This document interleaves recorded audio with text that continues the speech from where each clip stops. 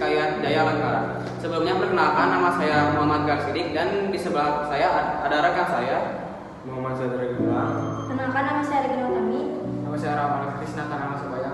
Perkenalkan, nama saya Tiara Sajudi. Dan di sini saya sebagai moderator.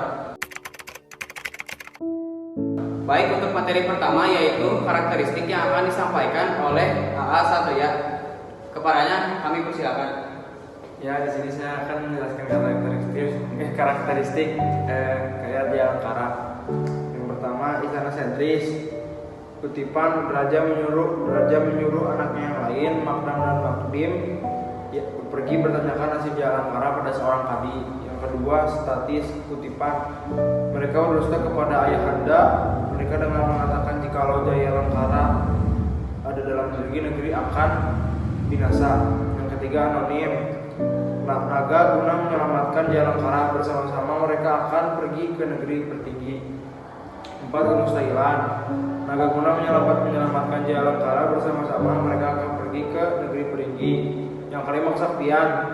Jaya Langkara menewaskan seorang ajar-ajar dan memaksanya masuk Islam. Yang keenam, didaktis.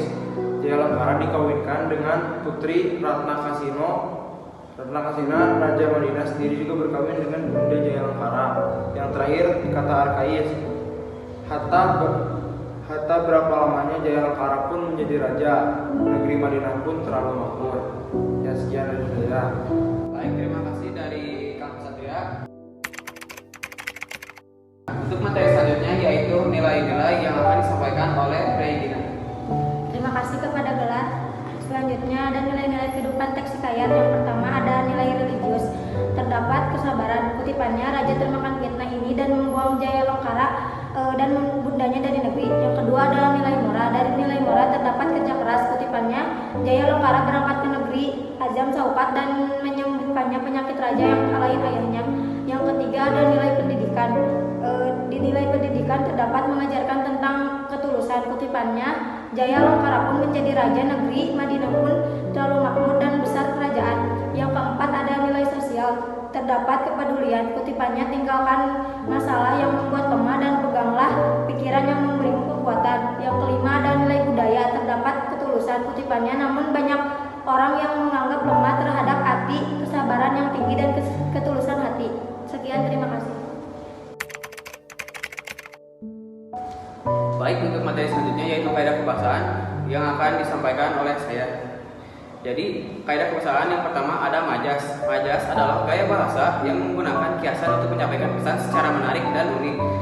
Contoh yang ada di Hikayat Jaya Langkara yaitu raja termakan fitnah ini dan membuang Jaya Langkara dengan bundanya dari negeri. Penjelasan kata termakan fitnah dilebihkan untuk menunjukkan raja percaya terhadap fitnah Makdam dan Makdim. Untuk kedua yaitu ada diksi.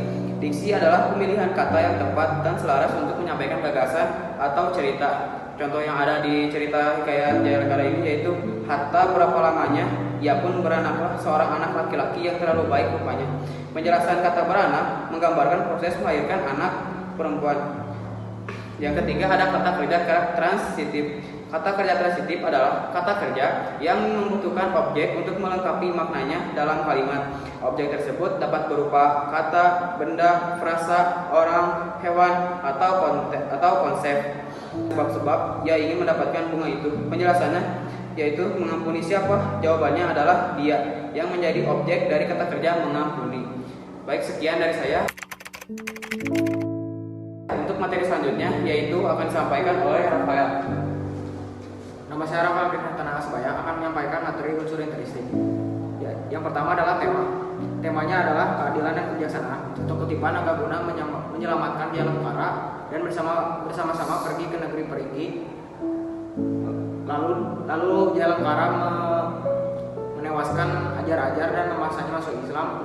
Lalu dengan bantuan Raja Jin, ia membebaskan Makdam dan Makdim. Yang kedua adalah alur maju. Contoh kutipan tersebut cerita seorang raja yang terlalu besar kerajaannya. Syarful Muluk namanya, Ajam Zaukat nama kerajaannya. Adapun raja ini telah menikah dengan Putri Sukandarum. Namun karena Putri Sukandarum tidak beranak, ia pun menikah lagi dengan Putri Sukanda Baying Bayang. Dan Putri Sukanda Baying Bayang pun beranaklah anak kembar yaitu Makdam dan Makdim. Yang ketiga adalah penokohan. Tokoh di hikayat Jaya Langkara ada tiga. Yang pertama adalah Raja Saiful Muluk, yang kedua Jaya Langkara, yang ketiga Makdam dan Makdim. Yang keempat latar tempatnya adalah negeri Ajam Samad, negeri Perigi, negeri Mesir, dan negeri Madinah. Latar waktu tidak disebutkan secara spesifik, namun dapat disimpulkan bahwa cerita tersebut ada di zaman dahulu. Yang keenam, sudut pandang. Sudut pandangnya adalah orang ketiga serba tahu. Contoh kutipan, Nagaguna menyelamatkan Jaya Langkara. Bersama-sama mereka akan pergi ke negeri Perigi. Jaya Langkara melewatkan seorang raja dan memaksanya masuk Muslim. Lalu dengan bantuan raja bisa masuk Islam. Jaya Langkara dapat membebaskan Makdam dan Makdim. Yang terakhir adalah amanat. Cerita ini mengajarkan untuk bersikap adil, bijaksana, dan tidak mudah terpengaruh oleh fitnah. Sekian dari saya, terima kasih. Baik, terima kasih kepada Rafael. Untuk materi selanjutnya yaitu alif wahana yang akan disampaikan oleh Tiara Sajuli. Kepadanya kami persilakan. Ya baik, terima kasih. Di sini saya akan menceritakan alif wahana secara singkat. Nah, di sebuah desa kecil hiduplah Jaya dan seorang ibunya bernama Siti yang dikenal ramah dan suka menolong. Kehidupan mereka sederhana namun bahagia. Mereka mendapatkan uang dari hasil menjual panen.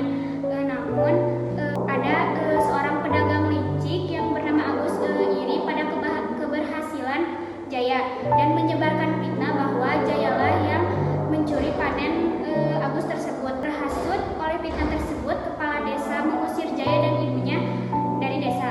Jaya dan Siti tinggal di tepi hutan menjalani kehidupan yang sulit namun tetap sabar dan gigih. Sementara itu, warga desa mulai curiga bahwa Aguslah yang mencuri hasil panen tersebut. Sementara itu, warga desa menyadari bahwa Agus adalah pelaku sebenarnya yang mencuri hasil panen. Kepala desa pun menyesal dan mencari Jaya. Setelah bertemu, kepala desa meminta maaf dan memohon Jaya untuk kembali ke desa. Jaya dengan tulus memaafkan semua orang, menyadari bahwa cobaan tersebut mengajarkan arti kesabaran. Ia dan ibunya kembali ke desa menjadi teladan bagi warga tentang pentingnya memaafkan dan menghadapi ketidakadilan dengan sabar. Cerita ini menggunakan sudut pandang orang ketiga karena penulis menceritakan kisah Jaya dan ibunya dari luar tanpa melibatkan diri sebagai tokoh dalam cerita. Terima kasih. Baik, terima kasih kepada Tiara Sajuli. Mungkin sekian dari materi yang bisa kami sampaikan. Sebelumnya mohon maaf jika ada kesalahan maupun apapun. Sekali lagi terima kasih, sekian dari kelompok kami. Wassalamualaikum warahmatullahi wabarakatuh.